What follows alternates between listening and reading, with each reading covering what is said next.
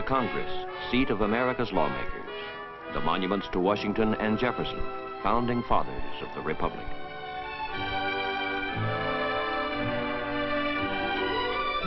The memorial to Abraham Lincoln. These sites greet an African head of state arriving in the American capital.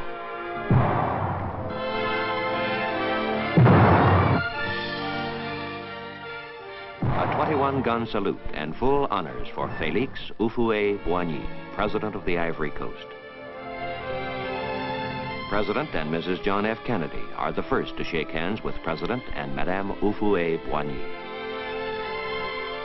Secretary of State Dean Rusk, citizens of Washington,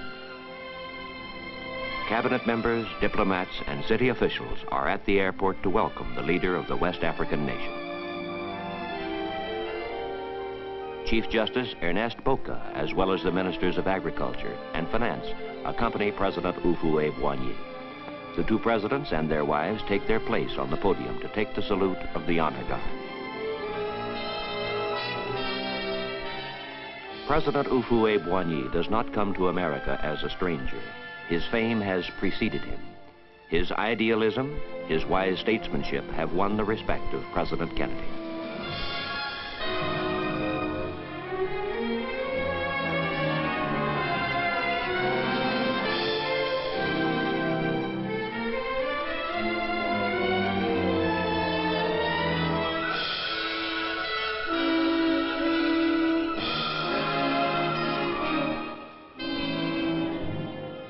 Glad to have you here for many reasons. First, because you have had a most distinguished and extraordinary career as an architect not only of the independence of your own country, but a leader in the efforts of many African countries to gain their independence and at the same time maintain harmonious relations with the great traditions of the free world. Aujourd'hui, au-delà même de la preuve Today, beyond being proof of the excellent relations which exist between the people of the Ivory Coast and the American people, my visit, in answer to the kind invitation you have extended to me, Mr. President, has a deeper significance in that it marks the fact that my country has firmly embarked on a policy of full cooperation with all democratic nations working for the happiness of mankind. Sur la voie de la coopération confiante avec toutes les nations démocratiques qui œuvrent pour le bonheur de l'humanité. The President of the United States escorts his guest. Together they will ride from the airport into the Capitol.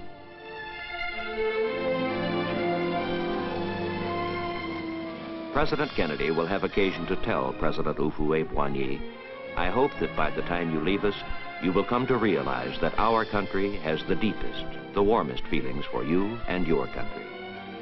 The President of the Ivory Coast receives a demonstration of America's respect and affection in the welcome accorded him by the citizens of Washington.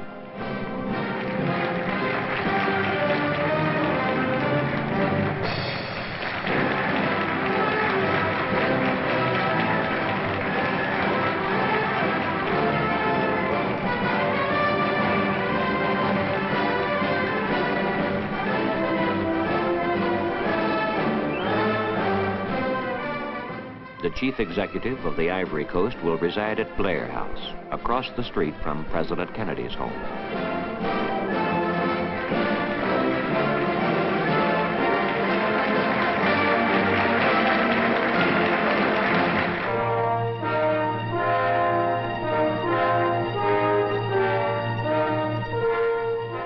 That same afternoon, past the Lincoln Memorial, across the Potomac River, President Houphouet-Boigny goes to Arlington National Cemetery.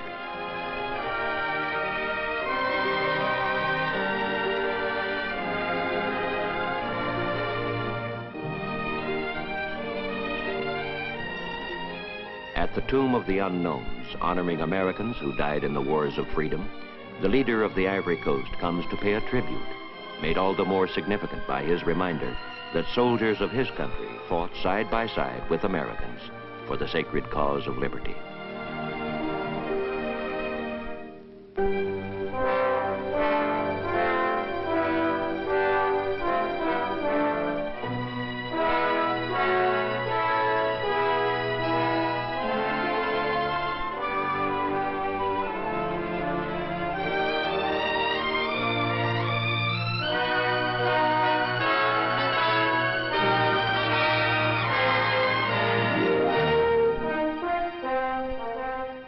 visit the Lincoln Memorial is to go back in time to America of a century ago to better understand the ideals which motivate her today. Past the white marble steps is the pensive figure of Abraham Lincoln, the president who led his nation through the torments of civil war to win equality for all men.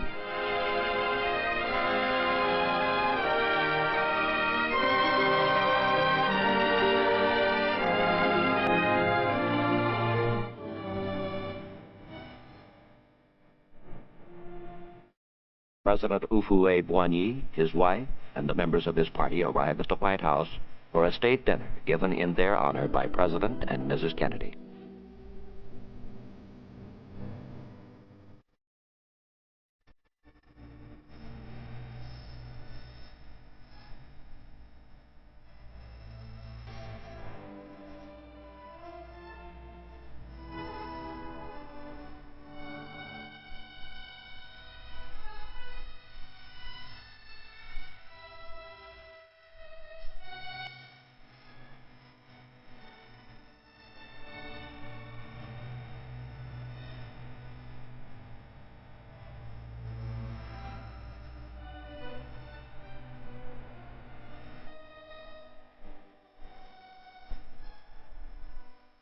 Every president since Thomas Jefferson has lived in the White House, which is part of the heritage of the American people, associated with the memory of great men and great events in the history of the Republic.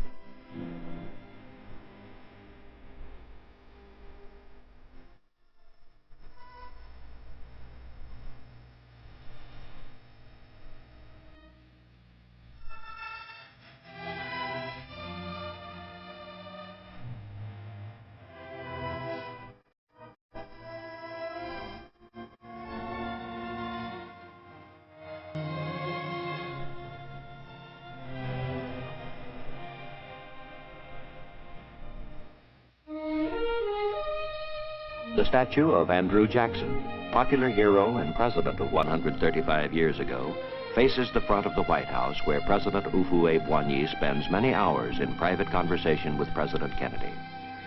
They discuss projects of economic cooperation between the two countries, especially in agriculture, fisheries, and regional development. They discuss international problems, particularly the current situation in Africa below the Sahara.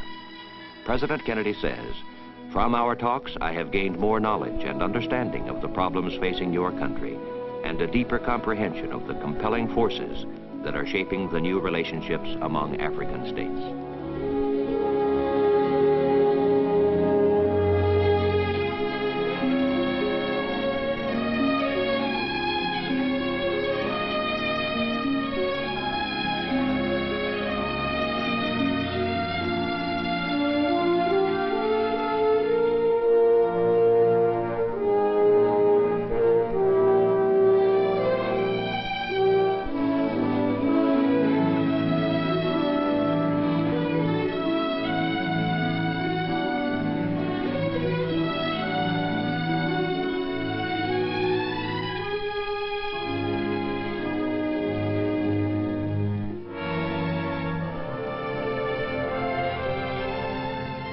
The patients at a children's hospital are delighted by the visit of Madame Houphouet-Boigny.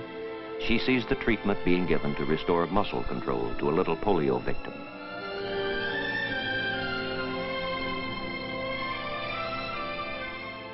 The gracious First Lady of the Ivory Coast knows the way to a child's heart.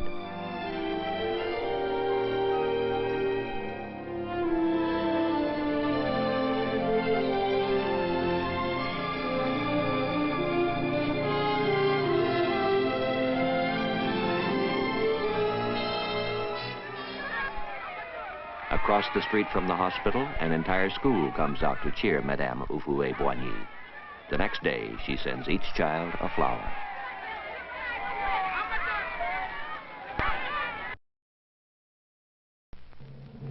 At the Congress of the United States, there is an afternoon tea in honor of the President of the Ivory Coast. Legislative leaders are eager to have the benefit of his experience in international affairs.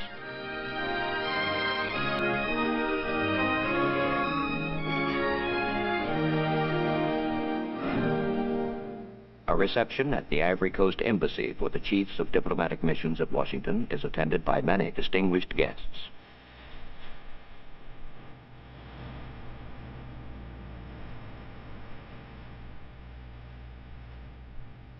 After greeting the Dean of the Diplomatic Corps, the Ambassador of Nicaragua, President Houphouet-Boigny mingles among the guests.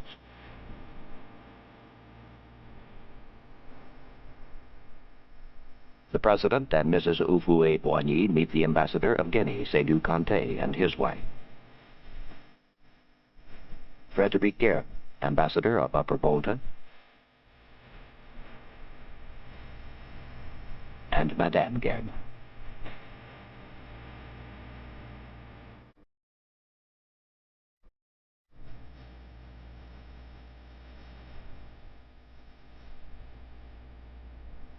The Ghanaian ambassador in Puhal,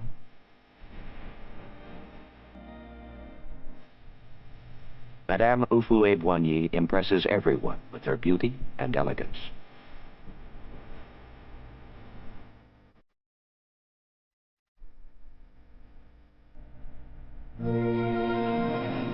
On May 24th, United States astronaut Scott Carpenter orbits the Earth 3 times. On that day, President Houphouet-Boigny comes to address a luncheon of the National Press Club.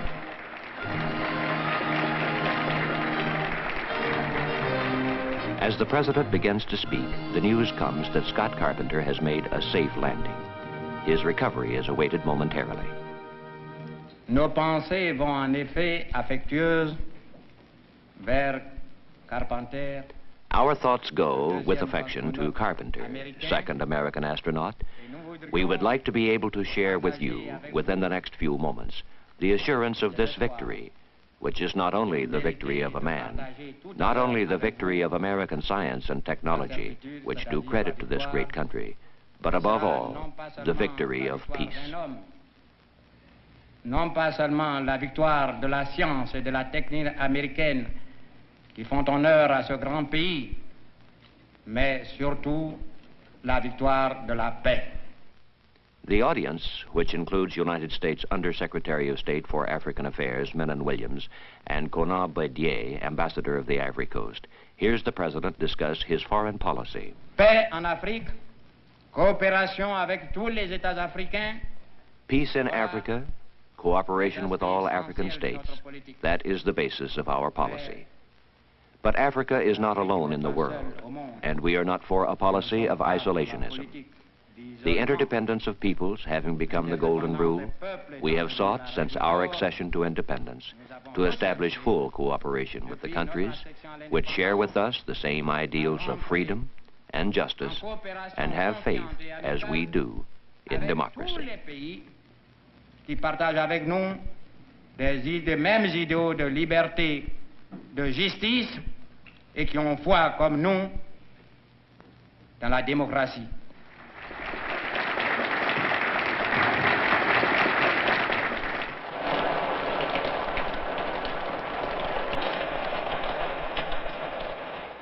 A summer shower hits the city on the evening that President and Madame Houphouet-Boigny give a state dinner at the Mayflower Hotel.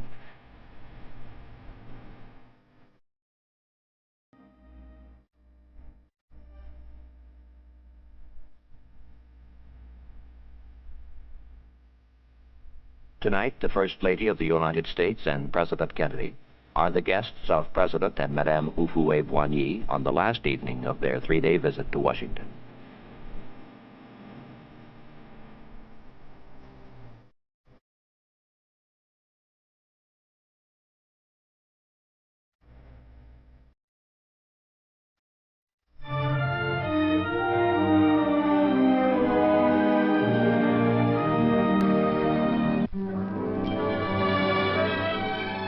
There is still a moon in the early morning sky when, at Washington's railroad station, the visitors from the Ivory Coast board a special train.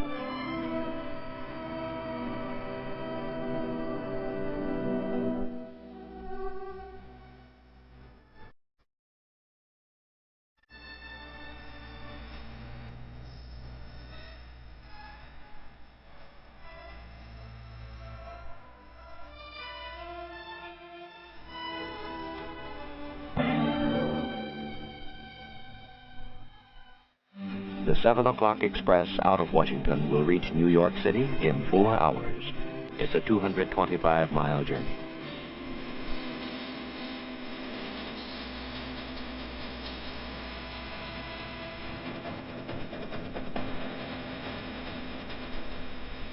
In the President's official party are his special assistant, Guy Neret, and the ambassador to the United Nations, Arsène Assouan-Oucher.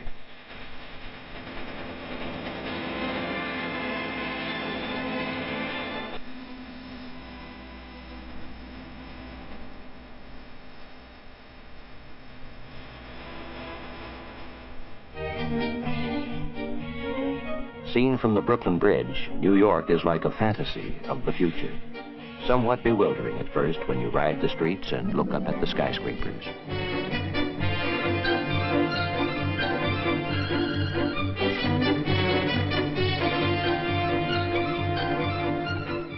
New York in the daytime is a city in perpetual motion.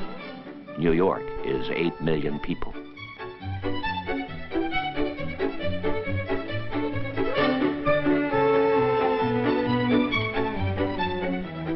In New York, the president and his wife see a city where people from all over the world, of all races and creeds, live and work side by side.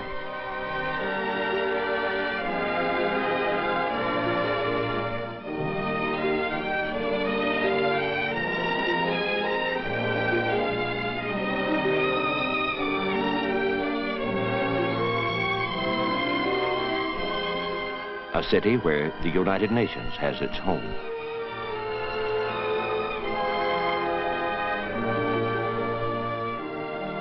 The headquarters of the United Nations was finished several years ago.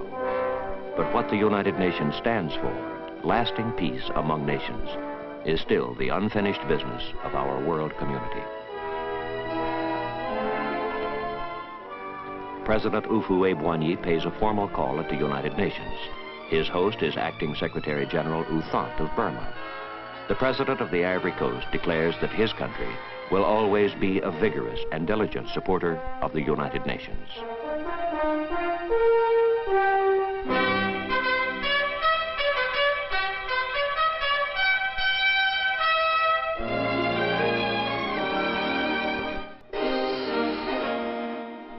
New Yorkers have their own exuberant way of showing a visitor that he is welcome to their city. A ticker-tape parade along Broadway.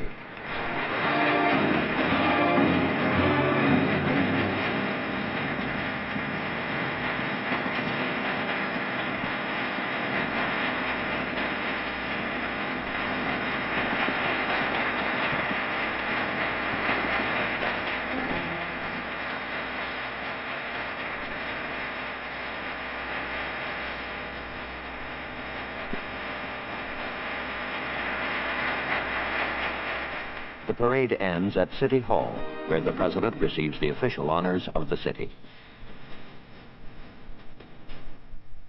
But if New York is an American landmark, so is Philadelphia, birthplace of American independence.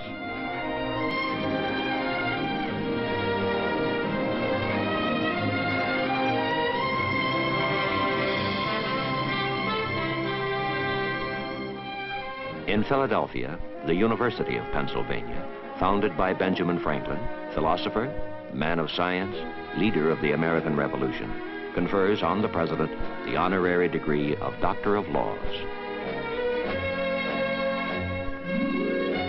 Before a large audience of graduating students, faculty, and civic leaders, the President expresses his deep emotion at being so honored here in Philadelphia. He, the statesman who led his country to independence.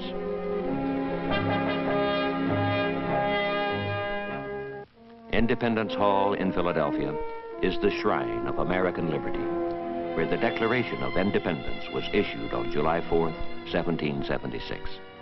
The news was greeted with the pealing of this bell, now known as the Liberty Bell. As the President of the Ivory Coast pauses here on his American journey, we recall what Abraham Lincoln said, that there was something in that Declaration of Independence giving liberty not alone to the people of this country, but hope for the world for all future time.